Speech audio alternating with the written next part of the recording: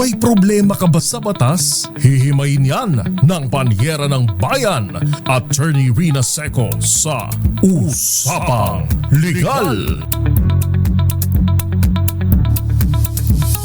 Usapang Legal.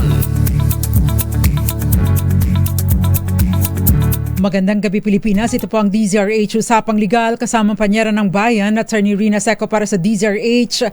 Una sa Pilipinas, una sa Pilipino. Usapang Legal. Kumusta po kayo ngayong ika-12 sa buwan ng Agosto 2025? Hindi pa pala swell day?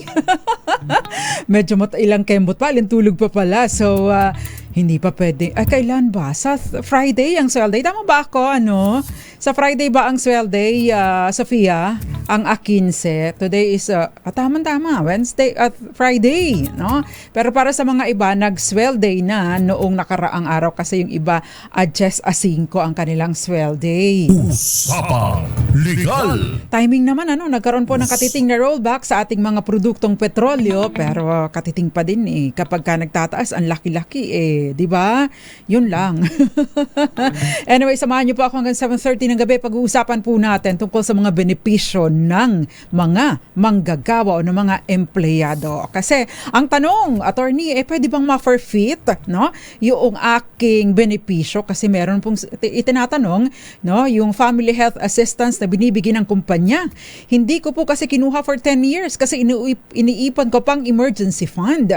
Nang ma-ospital ang parents ko, kukunin ko na ang sabi forfeited na daw yung 5 years kasi di ko kinuha. Tama po ba yun? Pwede po bang magkaso dito sa labor? Usapang Legal. Ayan, dyan po iikot ang ating talakayan and of course, lahat po ng mga labor-related questions na screenshot ko at pwede pa rin ninyong ipadalang mga questions sa DZRH TV 4K live stream bilang comment sa YouTube o kaya naman po ay sa DZRH News Television at DZRH News Facebook pages. Usapang Legal. Magandang umaga, magandang tanghali, magandang gabi na imbag arabii. Buenas noches. Hanggang doon lang. Ano ba yung good evening sa Bicolano? Maayong gabi kaninyong tanan. Ubani ko hangtod 7:30 ng gabi, Pag-uusapan po natin ay una, syempre, yung sa first question is claim ito benepisyo dahil yun po sinasabi niya 10 taon siyang hindi nakaka-claim ng kanyang benepisyo. Ito yung ang swerte nyo, meron kayong family assistance, family health assistance. Hindi lahat ng kumpanya ay nagbibigay nito. Generous ang kumpanya ninyo, kaya lang ang tanong ano ba ang nakapaloob? Ano ba ang existing company policy or mga kondisyon sa pagbibigay ng family health assistance? Usapang Legal. Kasi yun pong sweldo, yun pong ibang mga claims, monetary claims, ay sa ilalim po ng ating labor code. Yung mga benepisyo na mismo isinasaad sa labor code, yung karapatan natin sa labor code, yun po ay maaring i-demand within 3 years lamang from the time na nag-arise, yung inyong karapatan. So halimbawa po, meron kayong 13th month pay, meron kayong unpaid na wages, yung sweldo hindi kayo napasweldo, o kaya naman yung iba pang karapatan ninyo, sa ilalim po ng batas, meron lamang po kayong dahil empleyado din naman ako, tayong 3 taon, Kung hindi po natin ito maklaim, ay forfeited or waived na po ito. Hindi na po ninyo maaaring ma-claim pa sa pamamagitan ng pagpunta sa korte o pagpapasaklolo sa DOLE. Usapang Legal. Ito ay nakabatay na lamang kung ibibigay pa din ng management. Pinag-uusapan po natin dito ay yung mga nasa pribadong employer or private employment. Pero may mga pribilehiyo, benepisyo na kusang ibinibigay ibinibigay po ng kumpanya. Yan. Kapag sa mga ibinibigay ng kumpanya, no, ito po ay regular na ibinibigay, nagiging practice, ito po ay nagiging legally demandable. But no, nasa subject din po ito doon sa provision, doon sa mga kung ano ang isinasaad na kondisyon sa pag-release nito. Usapang Legal. So kung halimbawa po sa company policy po ninyo ay nakasaad na hanggang 5 taon, no, maaari itong i-claim, then ibig pong sabihin legally binding yung period na isinasaad na ito ng batas. Ito po yung tinatawag na limitasyon sa pagkiklaim nitong benepisyong ito. Okay, saglit lang daw ha, saglit lang. Okay. Wala pa ba? Ayan. Flash Report. Flash Report! Ang De La Salle University Laguna Campus nabulabog daw po ng bomb threat. RH27 Noche Cacas. Wala pa si Noche. Okay, sige. Signal ka lang. Nako, okay, nandiyan na. Noche, magandang gabi sa iyo. Bagaman at hindi kagandahan ang iyong balita. Yuhu! Asa na? Ay, nawala. Okay. So, antabayanan po natin ang report ni Noche Cacas dahil hindi kagandahan. Sana, ay threat lang ito, Pero meron pang kaukulang parusa sa ilalim ng batas yung mga nagpapakalat ng mga ganito, Yung bomb threat specifically. Usapang Legal. Sana naman po ay ito'y hanggang pananakot lamang at hindi totoo. Pero para po sa ating mga estudyante sa De La Salle University Laguna Campus, ingat po kayo, maging alerto. Noche RH27, magandang gabi sa iyo. Attorney Rina, nagsasagawa ngayon ng paneling itong Binyan Pulisa.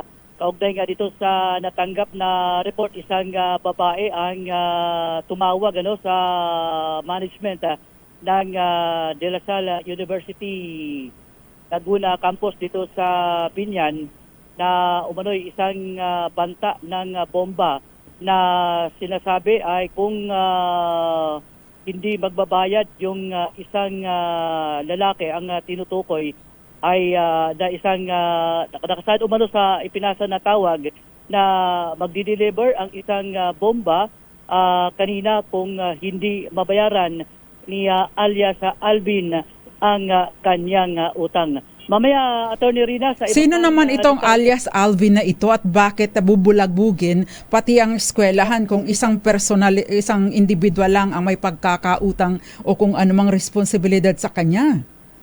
Oo, isang ang natanggap na tawag mula dito sa isang babae at yun nga ang binanggit Attorney Rina na kung hindi mabayaran ni alias Alvin yung utang, ayun ay may i-deliver na bomba. Kaya ang nangyari, nabulabog itong yung management ng De La Salle University Laguna Campus kaugnay nga dito sa tawag mula sa isang So pinalabas na sa mga classrooms ang mga estudyante, Yung mga estudyante, Attorney Rina, at kinuha na, sinundo na ng mga magulang dahil nga doon sa report na mayroong alleged bomb threat dito sa isang pribadong eskwelahan. Okay, thank you very much. Report RH27, Nochika ka sa DCRH, una sa Pilipinas, una sa Pilipino.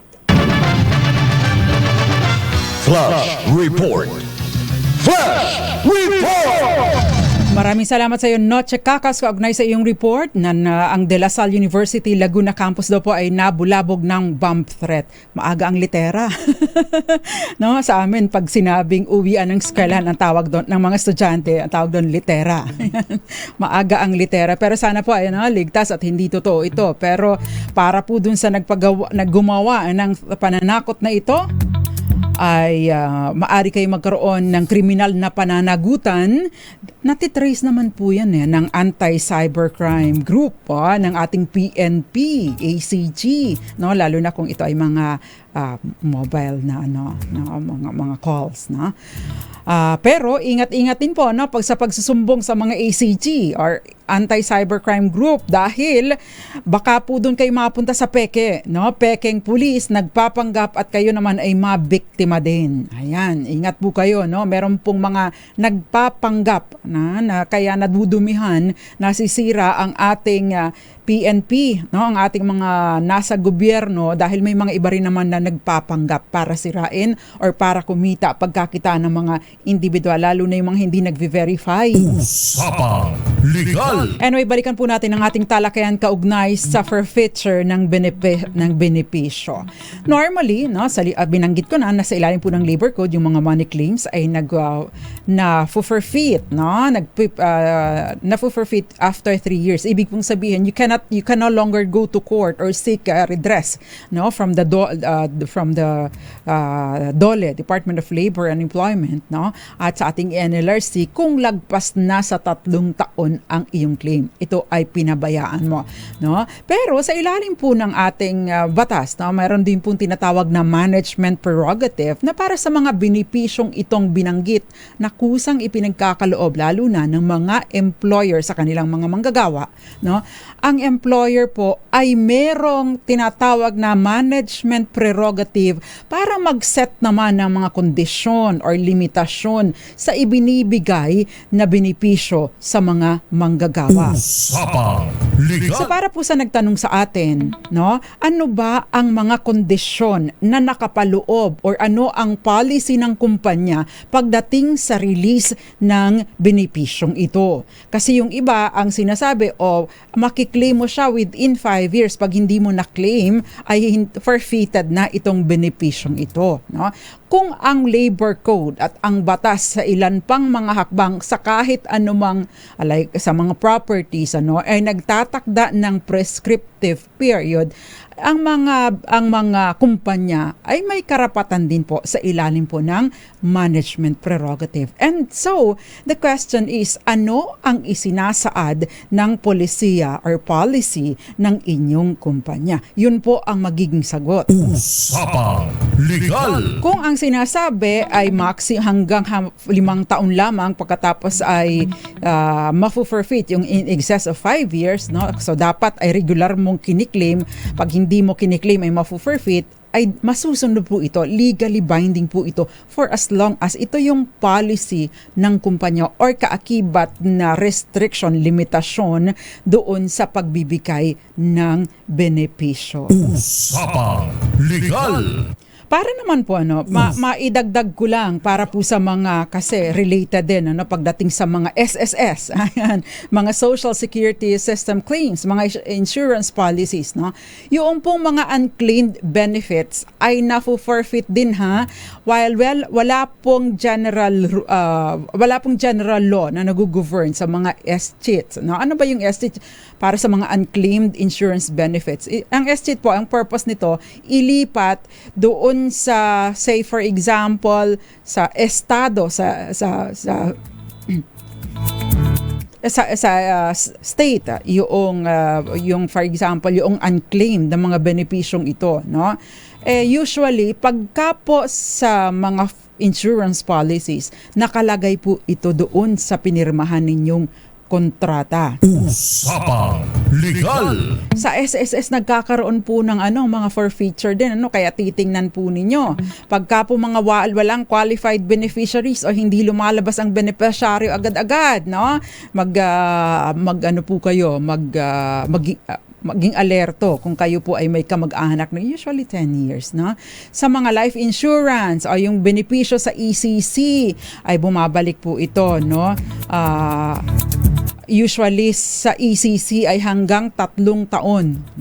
Kaya alerto. Ayan.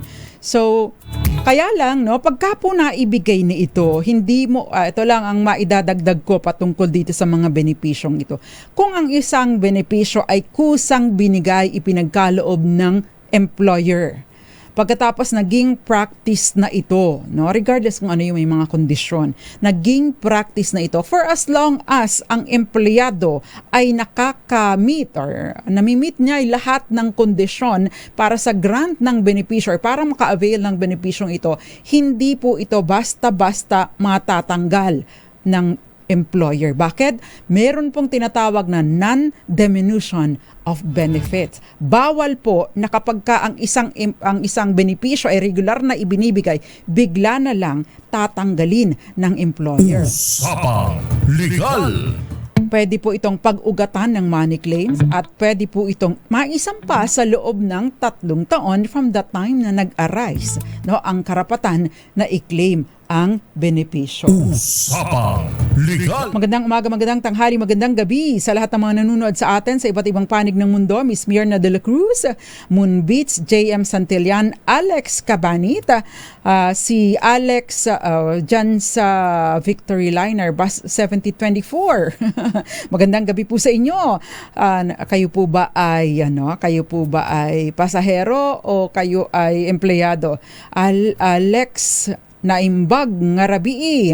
Magandang gabi sa iyo, Ma'am Grace Recta at iba pang mga nanonood sa atin. Myrna de la Cruz, Orsolita Arago, magandang gabi. Mamaya sasagutin natin yung question, no? Valentina Milena Poncha, si Jinky Porle Andrade, oo nga, litera yun sa atin. Yung uwian ng mga estudyante, litera. Rexan Fernandez, kay Cuyapo Nueva Ecija, Cherry Sumagaysay, Marilu Di Guzman, ay namiss kita. Paminsan-minsan ka lang na nagpaparamdam. Vanji Lubao, sabi niya, shout out po to my beloved husband who is with me now listening and watching online to your program. Love every discussion in your program. So yung husband ni Vanji Lubao, hindi niya pinangalanan pero magandang gabi po sa iyo. Elf Schroeder, magandang gabi. Si Mami Belen Rivera, Roxanne Costa, Florence Regalo sa Pila, Laguna at Jericho Ferrer, Elmer Bendol, Jerry Sumagaysay, Tita Ami Miraflor Garcia, at syempre pa hindi nawawala si Chiquito at si Aunt May, Miss Joy Garimbao. Usapang Legal. Marcelo, magandang gabi sa iyo at happy Tuesday din sa inyo. Ang susunod pong mga questions ay tatalakayin ay sasagutin natin po sa ating pagbabalik. At syempre mai-share po ako sa inyong kaso. Ito yung kaso ng Manila Electric Company, that's Meralco versus Argentera. Ito po yung tungkol sa panuntunan o desisyon ng Supreme Court patungkol sa mga unclaimed benefits.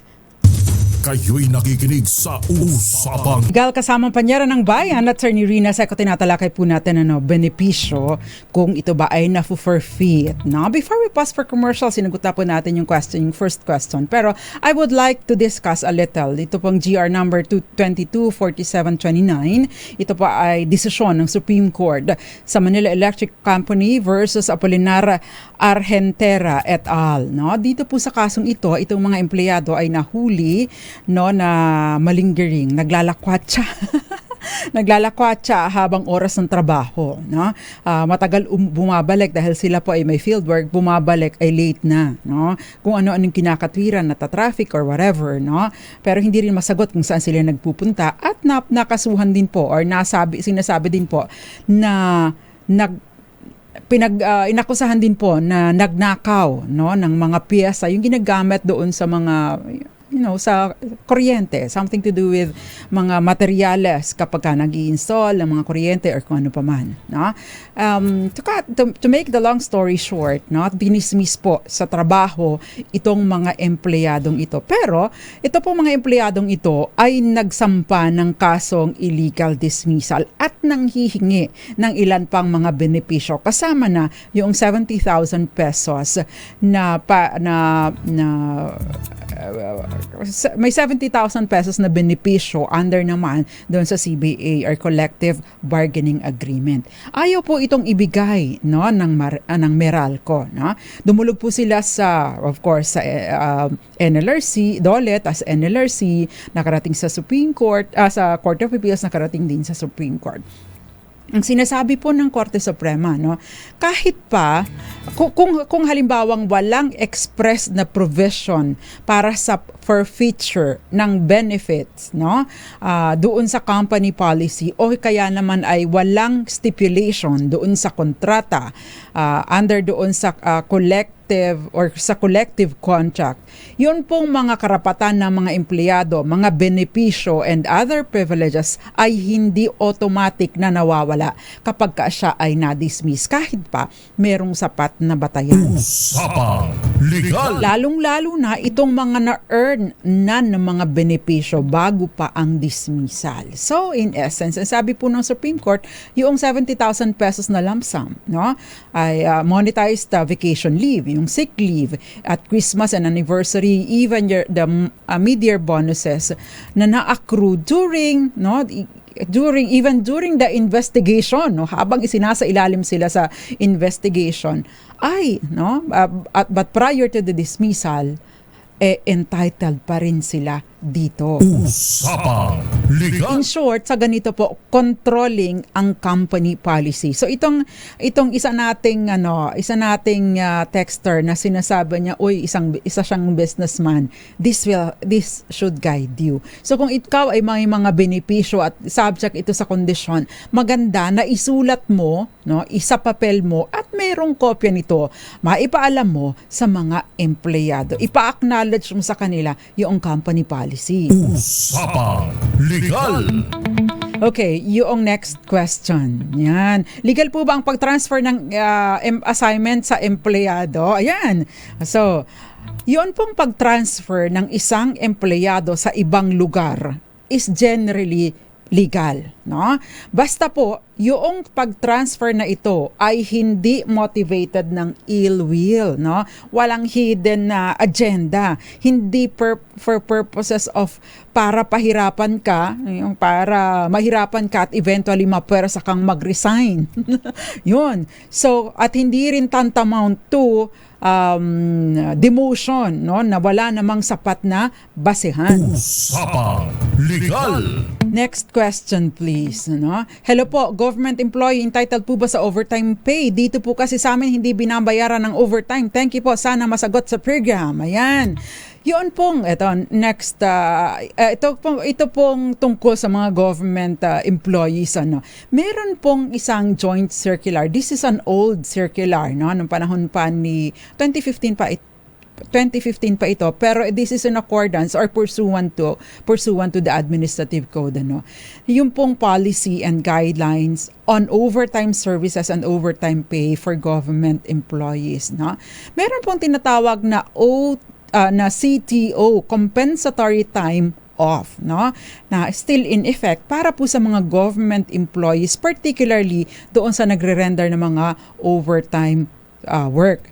Ang sinasabi po ng batas, no, nitong circular na ito, mag-OT ka pero hindi ka babayaran pero pwede kang mag-off, no? Parang kapalit, para ka lang nag-trade or para kayong nag-ex-deal. Para ka lang pinagpalit mo lang yung schedule mo. O magtatrabaho ako ngayon pero bukas hindi ako papasok.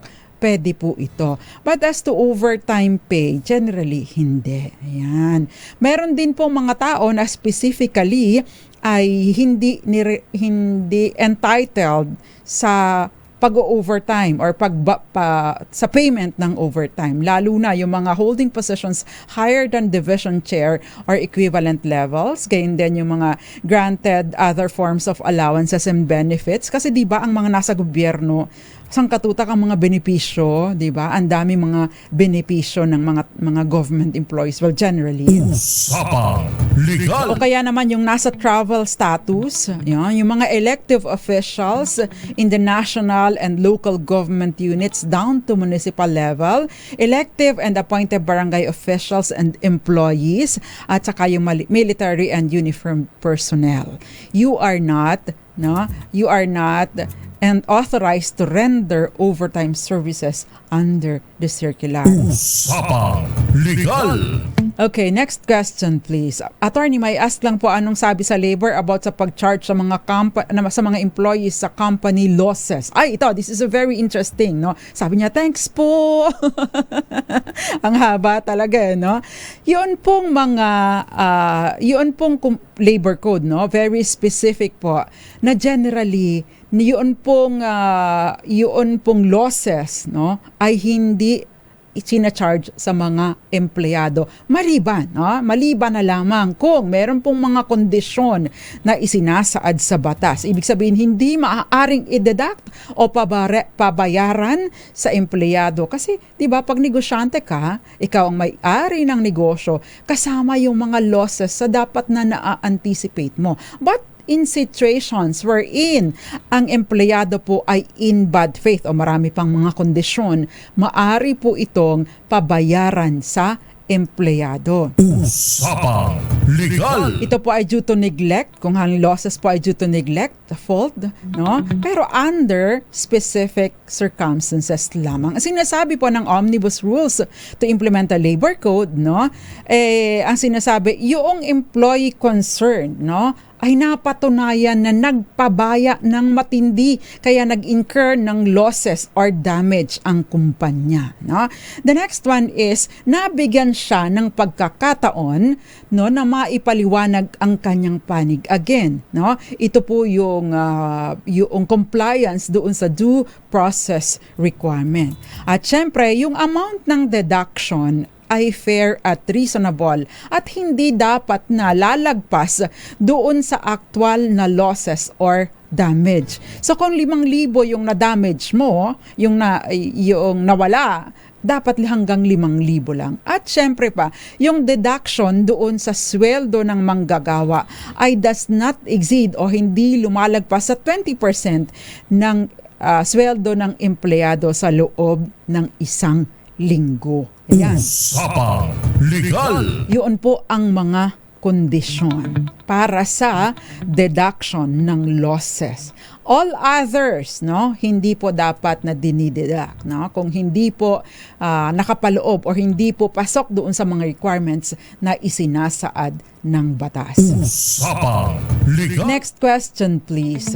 Good day po, attorney. Naalis po ako as SG. SG is po 9 years na ako sa kumpanya at inalis ako sa company at quit claim po ang nilagay sa akin ng HR. Tinakot at pinilit lang ako pumirma. May habol pa po ba ako na i-claim ang separation pay ko?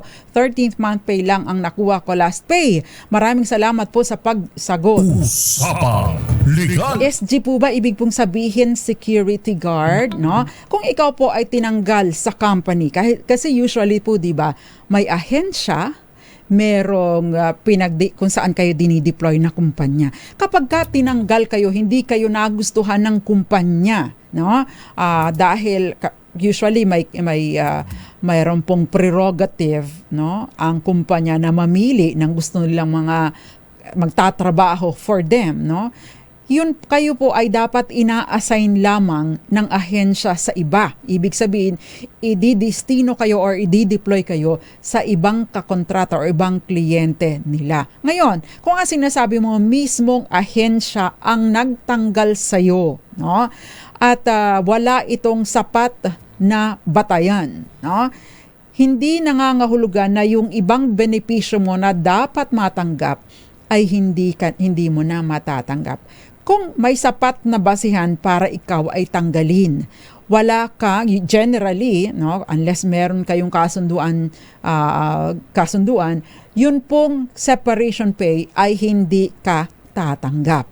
Pero 13th month pay, yun pong commutation ng service incentive leave. Kung meron pa kayong bonuses na dapat na matanggap, dapat ay matanggap po ninyo ito. Ayan. Usapang Legal. Kung halimbawa naman po, no, na walang sapat na batayan para kayo ay tanggalin, nangangahulugan, no, ito po ay illegal dismissal. Kung may sapat na batayan, pero hindi isinailalim sa tamang proseso. Ano ba yung tamang proseso?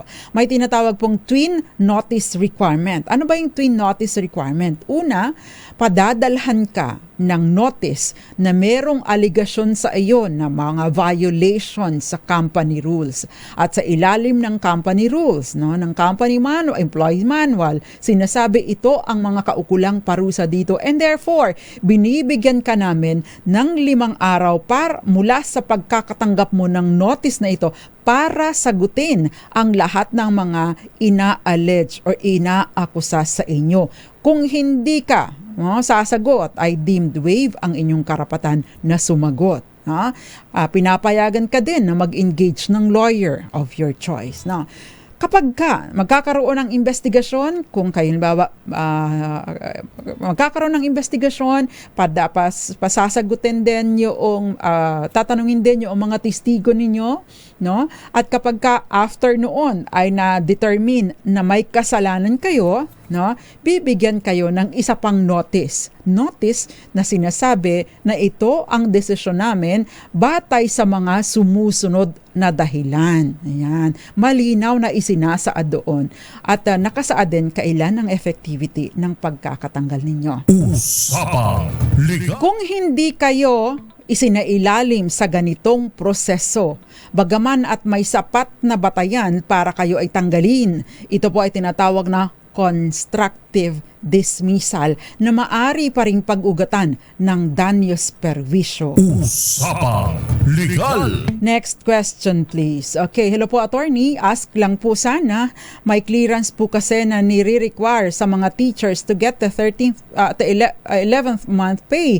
Need i-comply po lahat. What if po dinagdag ang research sa clearance pero di po natapos ang teacher? Pag di po nagawa, naipit ang benefit na dapat sana ay naibigay na right after the school year end.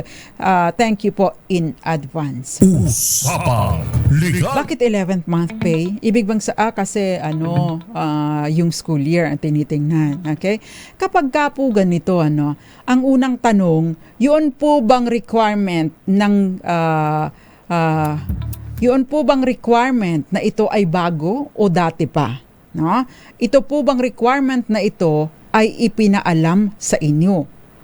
Kung dati pa ito or napagkasunduan kahit pa inihabol lang ito at napagkasunduan ninyo, then you are bound, no, by the rules. Ibig pong sabihin, maaari pong talagang maipit ang benepisyo ninyo kung, no, una, kayo ay hindi naka-comply. Pangalawa, yung requirement na ito ay napagkasunduan ninyo at bahagi ng kondisyon mula noon pa or napagkasunduan ninyo subsequently para sa release nitong benepisyong ito. Usapang Legal. Kung hindi naman at binigay lang ito basta-basta, mag-submit kaya kayo ng ganito, no? Para ma-release ang ganito. Bago ito at hindi ito napagkasunduan, hindi rin ito existing noon pa. Ibig sabihin, entitled ka sa release ng benepisyong ito even without compliance doon sa requirement ng research. Ano yun? The research clearance. Usapang Legal. Melvin Letrodo, magandang gabi sa'yo. Magandang gabi din sa'yo, Paeng Sulot Kalikot. Magandang gabi din sa'yo, si Ricky Soriano, Masantos Labi, Ed Sicayo. Good evening sa inyo or sa Orbis, Tondo, Pangasinan. Magandang gabi din po sa inyo si Ricardo Messina ng Ilocos Sur. Usapang Legal. Nanonood din po sa atin, Glenda Seco Agdigos, pamangkin ko ito. Magandang gabi sa iyo, Peter Lynn Sanchez, dyan sa Kingdom of Saudi Arabia. Ngayon din sa iyo, Eduardo Narvaez, si Marisa Vargas, si Gael Enrique, Sermojenes Cardenas dyan sa Montalban, Rizal, Bongbong Dioso Salvacion, Sans Pertes, and syempre pa si Jinky Parle Andrade. Nanunood din sa atin ang mga kamag-anakan ko dyan sa Marinduque. Magandang gabi sa iyo, Tita Rose Manuba, Tito Irog, at syempre pa Tita Lina at ang mga iba pa naming kamag-anak, mga kamag-anak ni Nanay Flory. Usapang Legal. Moonbeats, magandang gabi sa iyo, at syempre pa Ma'am Grace Recta. Okay. Paano po, next question po. Ayan. Paano po ma'am ang mga driver ng jeep? Pwede din po ba magreklamo dahil wala pong SSS ang mister ko? Yan po at iba pa ang ating sasagutin dahil may mga questions pa rin po na ipinadala ang ating mga tagapanood. Pwede po ninyong i-share ang ating talakayan tonight, no? Para po marami pang matuto sa ating discussion. Diyan lamang po kayo. Kayo'y Hil Ocampo ng Tiaong Quezon. Si Paeng Sulot Kalikot. Sabi niya, dapat laging nanood sa program na ito para more legal knowledge. Mga politiko, mga senador ang binabanggit niya. Tayo po ay lamang. Tayo po ay maliit na tao lang, na abogado lamang. Nagsusumika. Pero maraming salamat po sa inyong binanggit. Usapang Legal. Gael, uutusan nga kita, makikisuyo nga ako sa iyo, Gael. Nawala kasi yung question kanina, hindi ko na nahabol. Pagka makita mo nga, Gael, paki-screenshot mo, or yung nagtanong kanina, pwede po bang i-send nyo ulit dahil hindi ko na po mahabol. No? Pero before we pause for commercial, meron lang question galing doon sa jeepney driver, no? Misis ng isang jeepney driver. Pwede din po bang magreklamo dahil wala po sila sa SSS ang mister ko? So, ang unang tanong po, ano ba ang status? Are they Are they employees of the, ano bang tawag doon? Yung operator? O sila ba ay kasi naka-boundary system sila, di ba? Are they empleyado pa sila ng operator o tinatawag silang independent contractor? Meron na pong naging desisyon ng Supreme Court sa napakaraming kaso. Specifically, ito pong Angel Hardin versus NLRC, no? This is a 2000 case. There is another one. Well, marami pa. But ang sinasabi po, yung mga jeepney drivers, particularly lalo na yung mga nag-ooperate under ng boundary system, are generally considered na employees ng mga jeepney operators, no? Kasama na, by the way, hindi lang po limitado sa jeepney ito, pati po yung mga taxi drivers. They are considered mga empleyado ng kanilang operator. Bakit kanyo? Kasi yung owner and operator ay nananatiling merong significant degree of control and supervision over doon sa work or trabaho ng mga drivers, even if ang kinikita lang nila ay base doon sa pamasahe lagpas sa nakaset na boundary. So sabi doon, the relationship between jeepney operators and on the one hand and jeepney drivers on the other hand under boundary system ay employer-employee relationship. As such, ang sinasabi po ng batas, bilang isang empleyado, sila ay dapat na entitled doon sa mga benepisyo na iminamandato ng batas. Ayan. Usapang Legal. So ang tanong, saan pwedeng ireklamo kapag hindi binabayaran ng SSS Pag-ibig PhilHealth, ang isang empleyado, Ang isa pong empleyado na hindi binabayaran ng SSS Pag-ibig PhilHealth ay maari pong ireklamo ang kanyang employer kung sa SSS hindi binabayaran sa SSS. Kung kayo po ay dinidedakan or binabawasan ng inyong share sa monthly contribution, kasi ang isa pong ang ambag po natin or inihuhulog po natin sa SSS ay dalawa po yan. Parte ng employee, share ng employee, at may share din po na mas malaki ang employer, yung boss, yung amo, yung management. So kapag po ikaw dineduct sa'yo ang share mo sa panghulog, sa kontribusyon, at hindi ito inihulog ng management, ng employer mo, kasama yung dapat na maging share niya doon sa hulog mo, ito po ay tantamount to or equivalent to estafa. Yun po yun. Usapang Legal. And as such, pwede po silang makasuhang kriminal. No, meron pong isang hardware dito sa bandang Makati na malapit sa Pasay, no? Yung pong boss niya, yung pong may-ari, no? Dahil hindi binabayaran yung SSS ng kanyang empleyado, nakasuhan po ng estafa at nakulong po siya, no? So ganito din po ang sitwasyon bilang mga empleyado ng operator at owner. So nag-a-apply po ito sa mga jeepney drivers at sa mga taxi drivers. So yung mga operators dyan, owners ng sasakyan, no, na pinamamasada.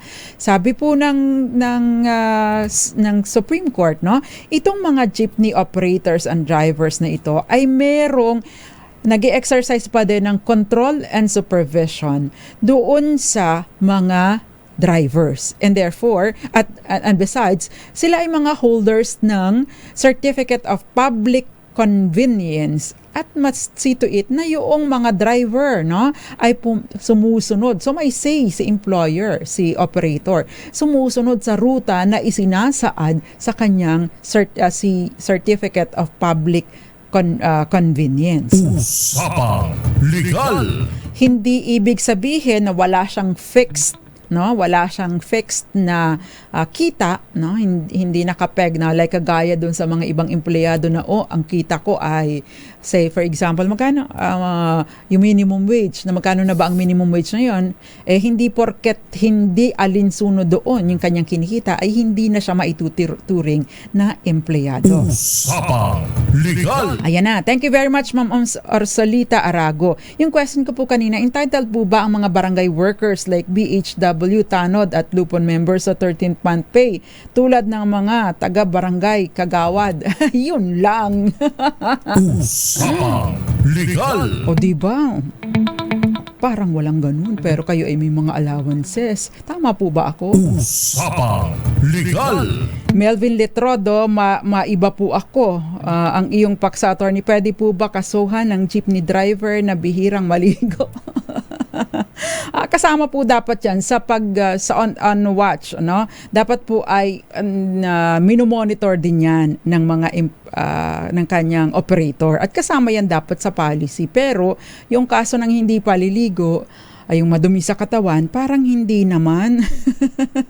Ayan. Eto, nag-search po ako ng questions kasi hindi ko na monitor yung iba. Ayan, saglit lang. Usapang Legal. Ayan, so si Ma'am Orsolita ay hindi po siya hindi siya automatic, hindi siya entitled doon sa ibang mga benepisyo. Malungkot po kasi iba po yung sumasaklaw sa mga tinatanggap or sinisweldo ng mga government employees, mga government workers. Bakit?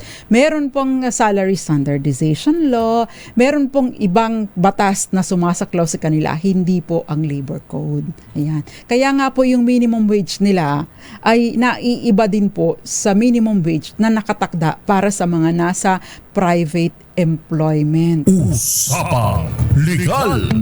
Yun, para dun sa mga mahihina ang kinikita, I hope hindi po nagre-resort sa mga lagay-lagay, baka pwede maghanap na kayo ng ibang employment. Although mahirap pong humanap ng trabaho ngayon no? So importante din po meron kayong ibang pinagkakakitaan para ma-augment ang oras. Ang sabi ng Kenneth Arevalo ay ang bilis ng oras, no? Magandang gabi po muna at happy birthday sa iyo, James. Ito isa na manager namin dito sa HR, James Quaton, magandang gabi sa iyo. Ay na-screenshot na nga ni Gael. Pero hayaan po Ma'am Orsolita yung iba pa questions niyo.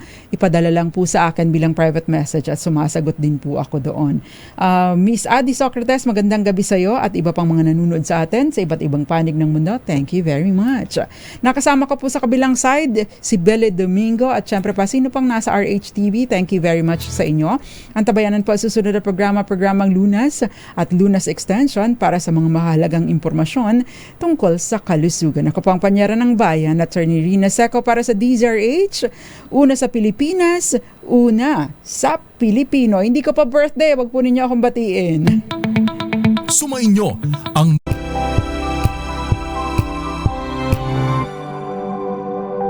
Magbago man ang panahon, doon kami sa gawang Peerless. Champion! Mula sa baretang pangmatagalan, purong powder. Hanggang sa mabulang liquid detergent. Kaya sa labahan, Champion! Tapat na walang katapat.